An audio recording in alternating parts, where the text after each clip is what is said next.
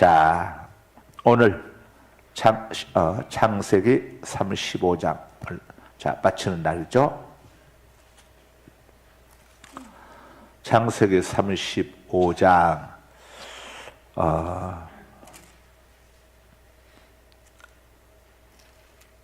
9절부터 22절까지 끝까지 우리 김 집사님이 읽어주세요. 끝까지. 야곱이 밧단 아람에서 돌아오매 하나님이 다시 야곱에게 나타나사 그에게 복을 주시고. 마이크 방송실. 죄송해요, 마이크.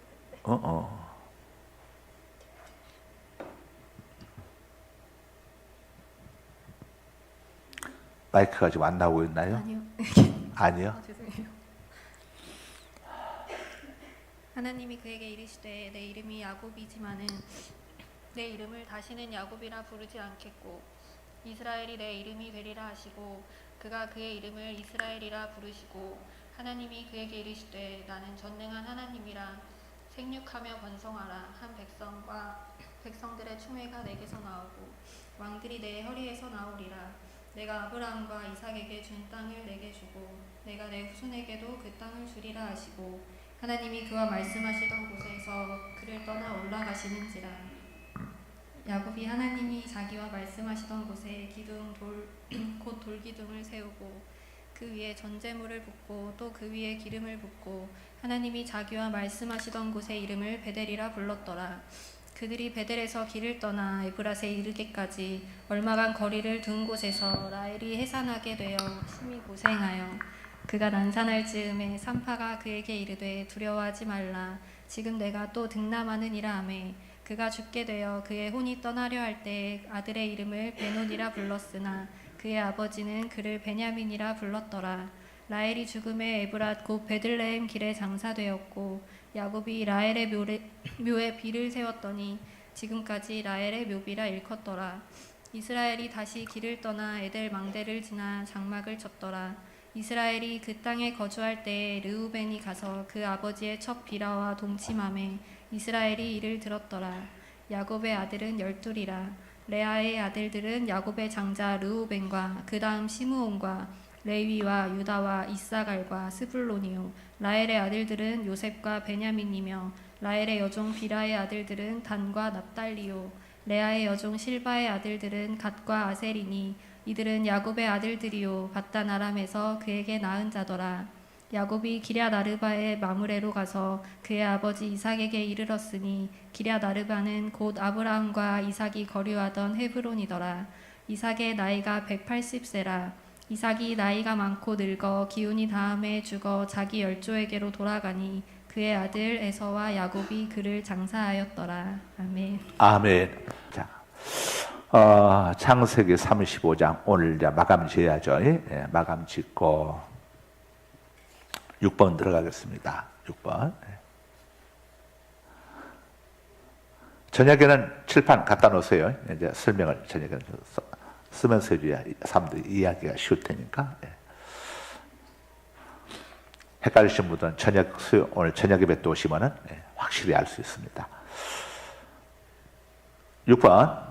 야곱이 베델로 돌아온 다음에 하나님께 받은 축복은 몇 가지인가? 9절에서 12절 함께 읽습니다. 시작.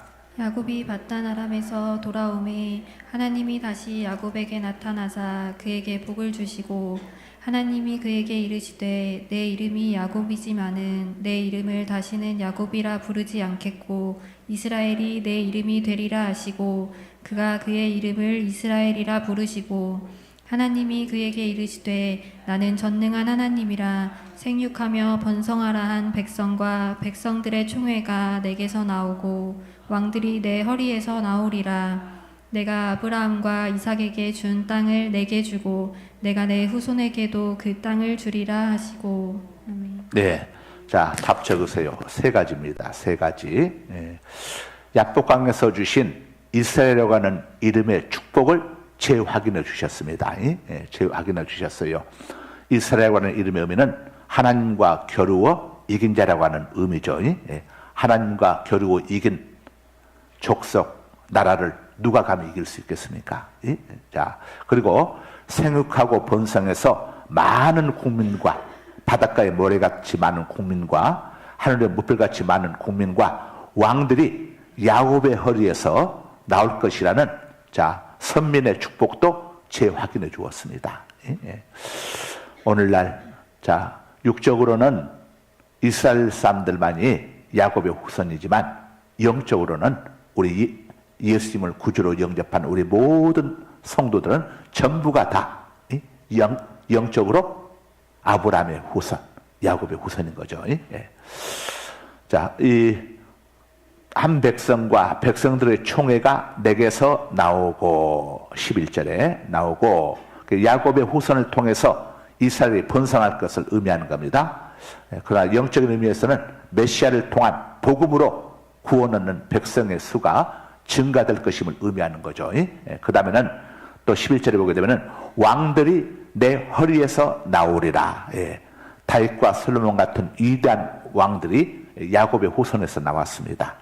영적인 의미에서는 메시아, 만왕의 왕이신 메시아가 또 야곱의 후손으로, 야곱의 후손인 다윗의 후손으로 이 땅에 오셨죠. 자, 아브람과 이삭에게 약속한 가나안을 야곱과 그 후손에게 주겠다는 약속의 땅에 대한 언약도 확실하게 해주셨어요. 그러니까 한 백성과 백성들의 총회가 야곱에게서 나오고 왕들도 야곱의 허리에서 나오고 가나안 땅, 이 땅, 약속의 땅도 야곱에게 주시겠다. 자, 영적인 복, 자손의 복, 또 땅의 기름진 복, 세 가지 복을 하나님께로부터 다시 한번 하나님을 주시겠다는 약속을 받게 되었죠. 그러니까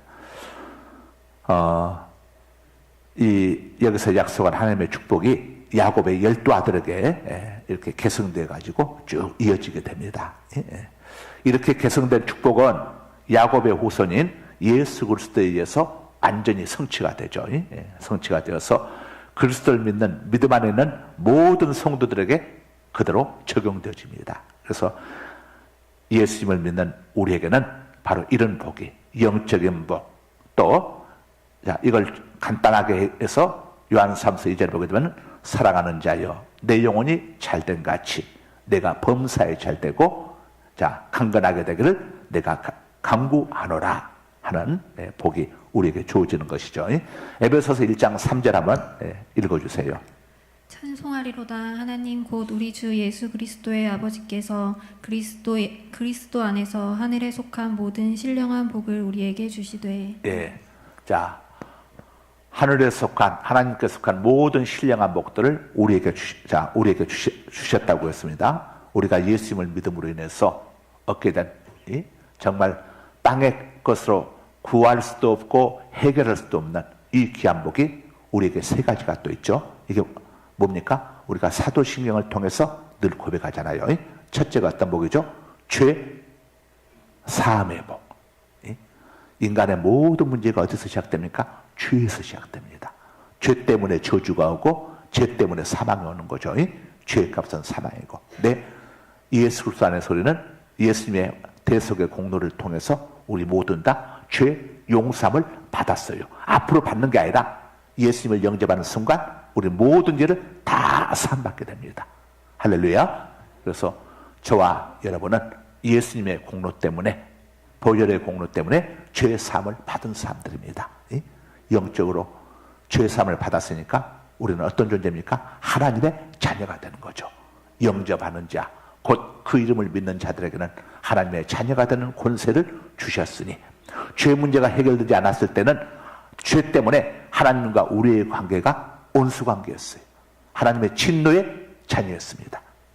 그런데 예수님께서 우리의 진노를 다 막아주셨어요. 우리가 받아야 할 진노를 십자가에서 다 대신 받아주셨어.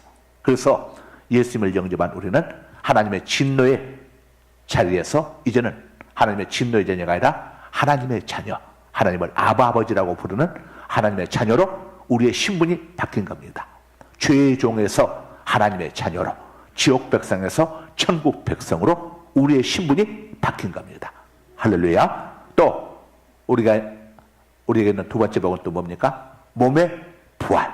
이 몸의 부활은 부활도 두 가지가 있습니다. 생명의 부활이 있고 사망의 부활이 있어요. 죽은 자들, 영적으로 죽은 자를 이야기하는 겁니다. 이 땅에는 두 부류가 있습니다. 중간지대는 없어요. 딱 두 부류입니다. 예수님께서 마지막 때 우리가 사도신경을 통해서 고백하듯이 거기로부터 하나님 보좌 우편으로부터 산자와 영적으로 산자, 하나님의 자녀들, 예수님을 영접한 자, 구원 얻은 자, 산자와 죽은 자, 예수님과 무관한 자, 예수님을 대적한 자, 배척한 자, 끝까지 거부한 자, 죽은 자입니다. 죽은 자. 산자와 죽은 자를 심판하러 오시리라. 자, 이때의 산자와 죽은 자는 영적으로 죽은 자냐, 영적으로 산 자냐, 자, 이 의미지만 그때 우리의 죽은 몸들이 예수님이 오실 때에 모든 육체가 다 살아납니다. 그런데 우리 구원받은 하나님의 자녀된 우리의 부활은 천국에서 영원한 행복을 누리게 한 생명의 부활을 우리는 하는 것이고, 불신자들은 생명의 부활이 아닙니다. 그들은 사망의 부활입니다. 이걸 두 번째 죽음이라고 하는 거예요. 둘째 죽음. 셋째 죽음은 없어. 둘째 죽음. 그때는 육체와 그들 영혼과 육체가 함께 지옥에서 영원히 고통을 받게 되는 거고, 우리는 우리의 몸이 다시 부활해서 다시 우리가 서로 만나서 천국에서 영원한 영생 복락을 우리가 누리게 되는 겁니다. 이 부활이 우리에게 예수님 때문에 우리에게 주어졌습니다. 그 다음에 세 번째가 뭡니까? 죄를 사하여 주시는 것과 몸의 부활과 뭐죠? 영생. 자, 영생을 우리가 예수님을 믿음으로 얻죠. 이 영생은 뭐냐? 우리가 이 요한복음 11장 26절에 보게 되면은 무릇 살아서 나를 믿는 자는 영원히 죽지 아니하리라. 이게 영생입니다. 우리가 지금 예수님을 영접하고 하나님의 자녀가 되었습니다. 그러니까 하나님과 우리 사이에 영적 관계가 회복되었어요. 이 관계가 영원히 끊어지지 않는 겁니다. 지옥은 하나님과의 이 관계가 단절된 사람들, 이게 영적 죽음이잖아요. 죽음이 뭡니까? 단절입니다. 단절. 육체적인 죽음은 세상과의 단절이고, 영적인 죽음은 하나님과의 단절입니다. 그런데 영생은 하나님과의 단절이 없는 걸 영생이라고 하고, 영멸은 하나님과 영원히 단절되어 버리는 것을 영멸이라고 하는 거예요. 그래서 우리는 영생.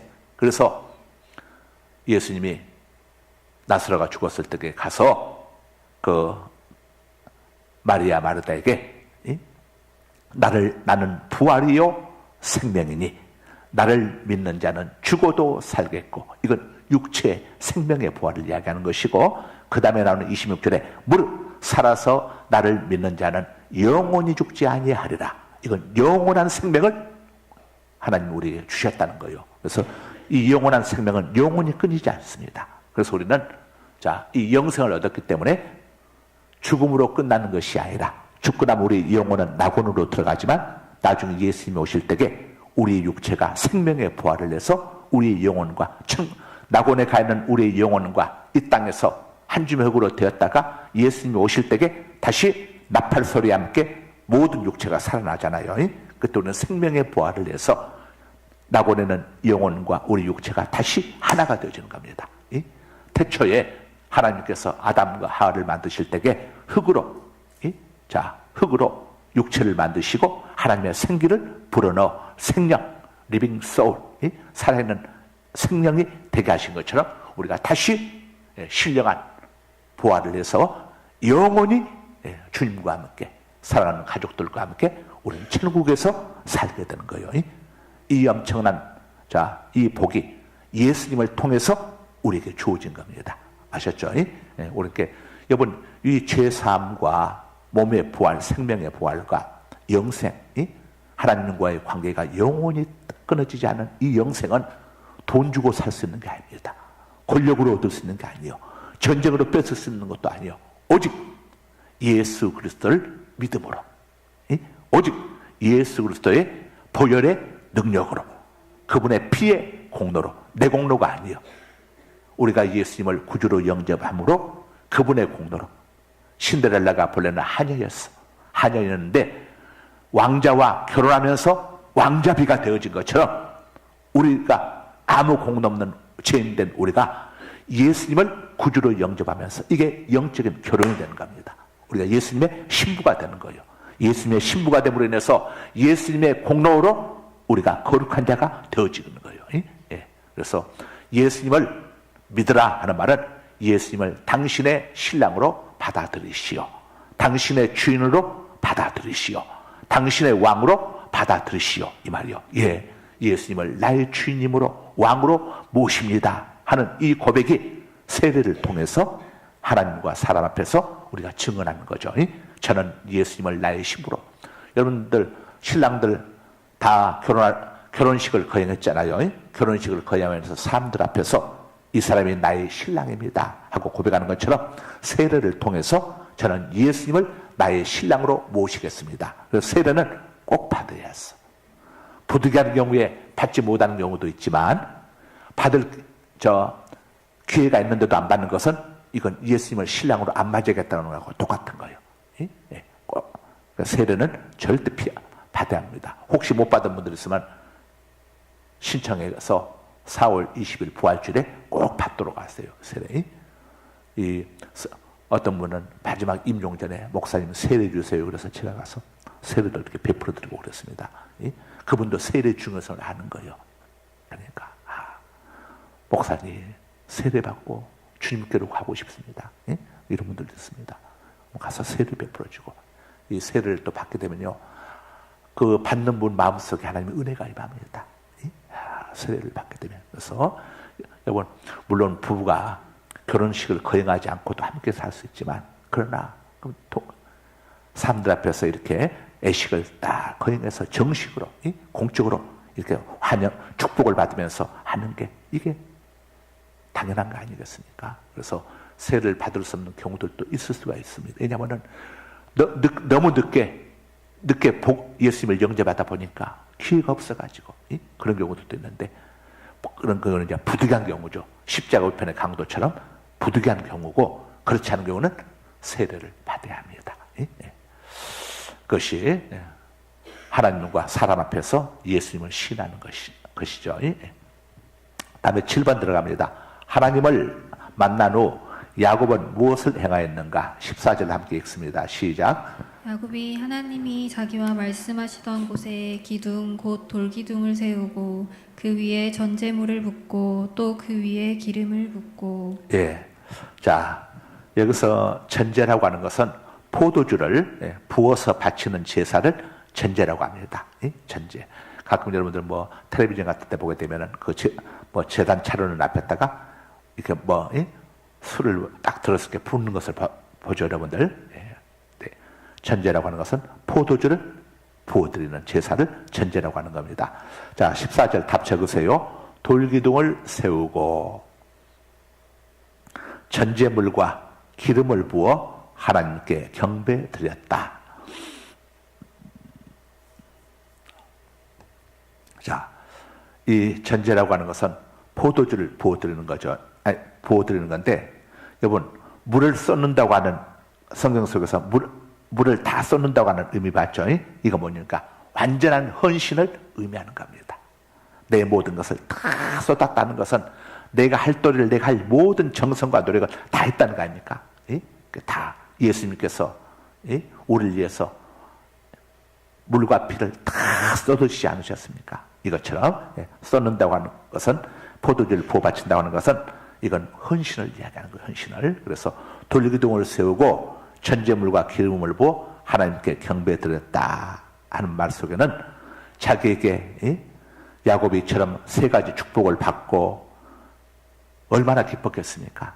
그래서 나에게 복을 주신 하나님을 위하여 나 또한 평생 헌신하며 살겠습니다 하는 신앙 고백이 바로 돌기둥을 세우고 전제물과 기름을 부어서 하나님께 경배드리는 겁니다. 우리 또한 당연히 이렇게 하는 거죠. 그래서 순교를 해야 합니까? 사람들이 내게 이런 엄청난 죄사함과 생명의 부활과 영생을 주신 주님 앞에 나도 내 생명 바쳐 헌신하겠습니다. 이런 마음을 가진 사람만이 순교할 수가 있는 거죠. 이런 믿음을 갖게 되면은 교회 오지 말라고 몽둥이 들고 지켜서도, 집에서 교회 가지 말라고 부모가 몽둥이 들고 지켜서도 올장을 하던 유리창을 뜯어내고 넘어오던 해가지고 교회 오게 되는 거예요. 이런 믿음을 가진 사람들이, 이게 믿음이에요. 이게 믿음. 이게 믿음.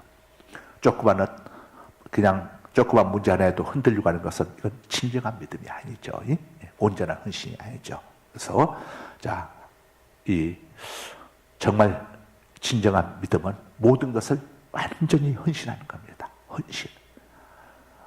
이 마리아가 옥합을 깨뜨리고 옥합을 깨뜨렸지 않습니까? 남기지 않았어요. 그 아까운 거 이건 조그만 예수님 앞에 쏟고 나머지는 시집갈 때 써야지, 이게 아니라 옥합을 깨뜨린 것은 완전한 헌신을 이야기하는 거예요. 저는 주님께 모든 걸 바칩니다. 제게는 다음이 없습니다. 주님 앞에 이렇게 헌신할 수 있는 기회, 이 기회를 놓치지 않냐고 내 모든 정성을, 주님을 향한 내 모든 사랑을 내어 썼습니다. 그래서 옥합을 깨뜨린 거예요. 굳이 옥합을 안 깨뜨려도 되는데 깨뜨린 이유는 완전하지, 조금이라도 남지 않도록.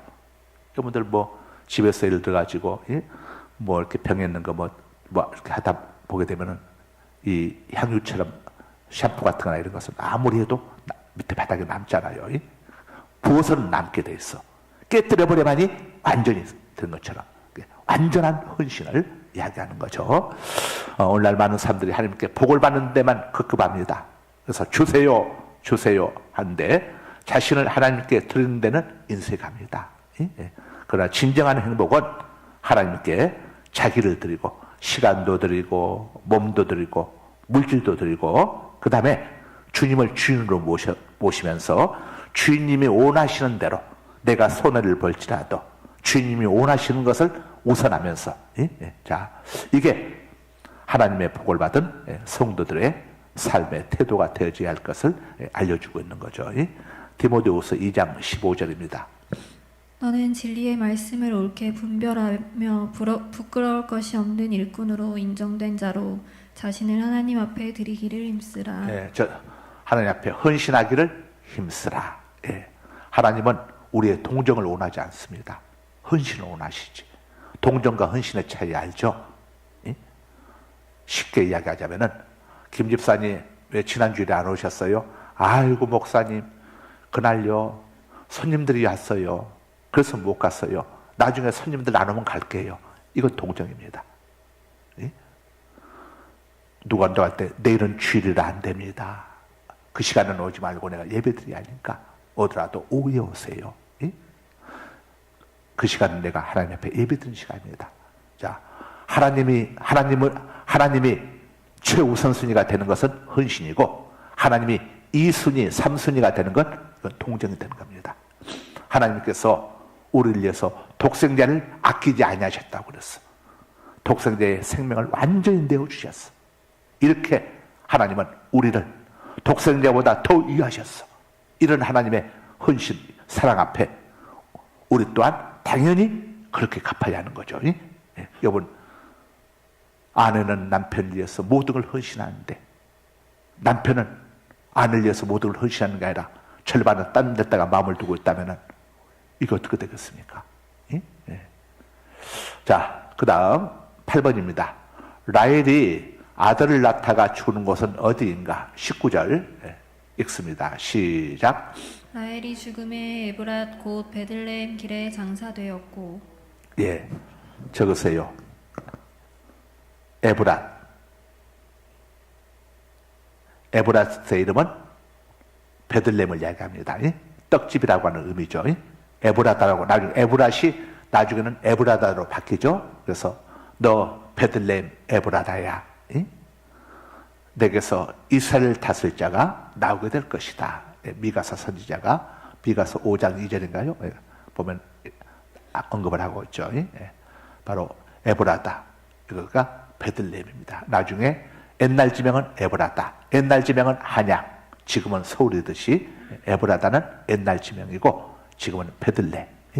그 의미는 떡집. 떡은 뭘 이야기합니까? 우리의 생명이 되어주시기 위해서 이 땅에 오신 생명의 떡이신 예수 그리스도, 또 생명의 말씀, 영혼의 양식인 생명의 말씀을 이야기하죠.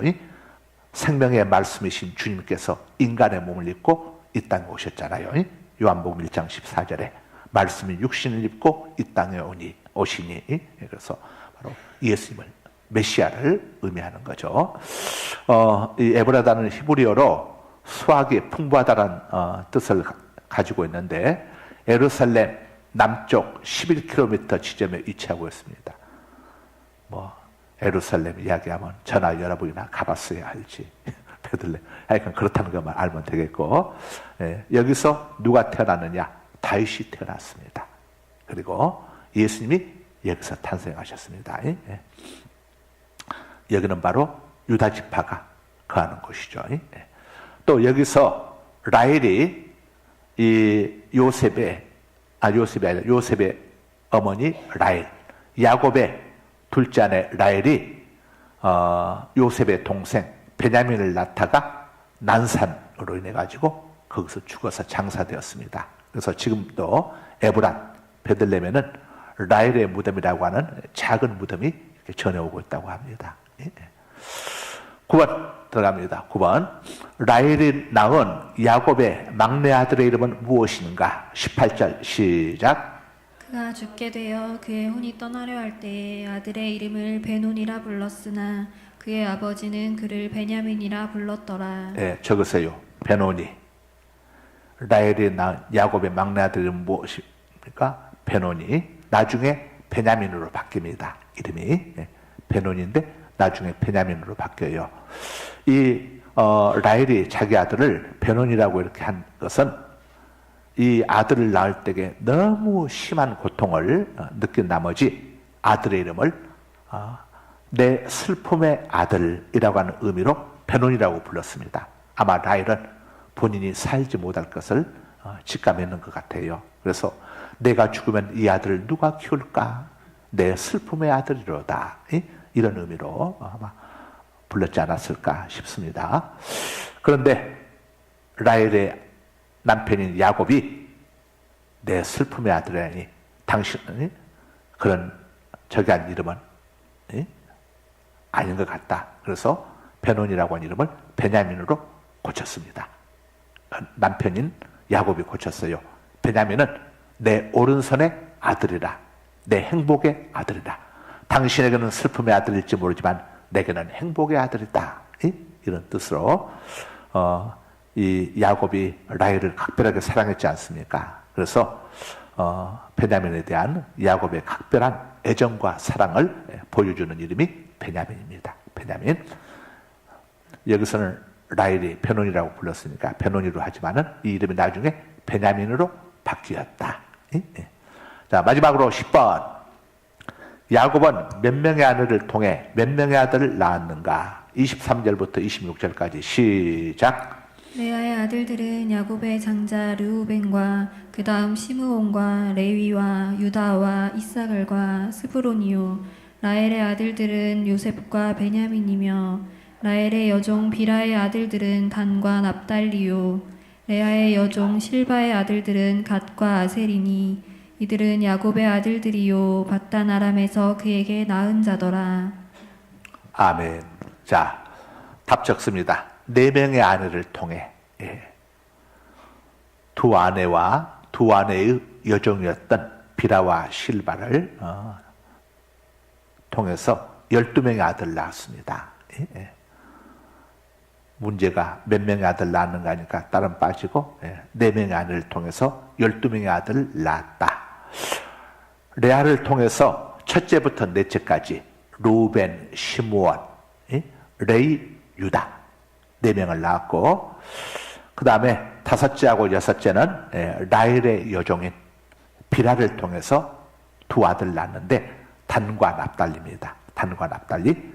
라헬이 자기가 아이를 못 낳으니까 자기 여종을 남편의 방에 들여보내가지고 네가 대신 낳아라. 그래서 태어난 두 아들이 단과 납달리, 라헬의 여종의 아들들이죠. 그러고 난 다음에 이제 이 레아가 보니까 라헬이 지 여종을 통해서 아들 얻으니까 나라고 못할 소냐. 그리고 자기 여종인 실바를 남편에게 들여보내서 두 아들을 얻는데 바로 갓과 아셀입니다. 7째하고 8째죠. 갓과 아셀. 자, 그리고 난 다음에 이 레아의 아들 루벤이 이제 그 들에 나가가지고 그 아주 그 남자들에게 요즘으로 하면 정력이 아주 좋다고 하는 약초를 구해옵니다. 이걸 쭉 구해가지고 레아가 이것을 그 라헬에게 주는 조건으로 인해 가지고 네 오늘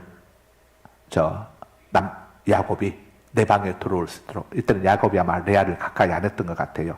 네가 좀 힘을 써달라. 그래서 라헬이 남편에게 왜 언니 방에 안 들어가는 거예요? 그럼 못 써요. 들어가세요. 그래서 두 아들을 연달아 얻게 되는데 이게 9째하고 10째인 이사갈과 스불론입니다. 이사갈과 스불론 9째하고 10째입니다. 그러고 난 다음에 마지막으로 두 아들을 하나님께서 라헬을 통해서 얻게 해주시는데 그 두 아들이 우리가 잘 아는 요셉, 11번째 아들인 요셉과 바로 아들 낳다가 그 죽은 베냐민, 이 베냐민 때문에 죽게 되잖아요. 베냐민. 자, 그래서 그렇게 해서 12아들이 됩니다. 이 12아들이 이스라엘 12지파의 족장들이 되는 거죠. 그런데 이 12아들을 보게 되면은 꼴통들이 많습니다. 꼴통들이 많아요. 그래서 첫째, 둘째, 셋째가 영적 장자가 되는 게 아니라 넷째 유다가 영적 장자가 됩니다. 첫째, 둘째, 셋째는 야곱 아버지 눈 밖에서 완전히 벗어나 버렸어. 그러나 아버지 눈 밖에서 벗어나고 저주까지 받은 아들들이었지만은 하나님께서는 그들을 다 12지파의 조상으로 세워주십니다. 우리의 허물과 연약함에도 불구하고 하나님께서 예수 그리스도를 통해서 우리를 다 보혈로 덮어주시고 이렇게 또 귀하게 사용해 주신다는 것을 알려주고 있는 거죠. 그리고 또 이 12지파는 여종의 아들들이 4명이나 있습니다. 4명이나 12지파 중에 4명이나 여종의 아들들. 자, 이것은 하나님의 사랑이 여종의 아들이 됐던 또 본부인의 아들이 됐던 간에 차별하지 아니하시고 하나님의 사랑은 야곱 안에서 야곱이 예표하는 예수 그리스도 안에서 모두에게 하나님의 사랑은 공평하게 이렇게 전해진다는 것을 나누어 주신다는 것을 우리에게 알려주고 있는 거죠. 거룩하신 아버지 하나님 감사합니다.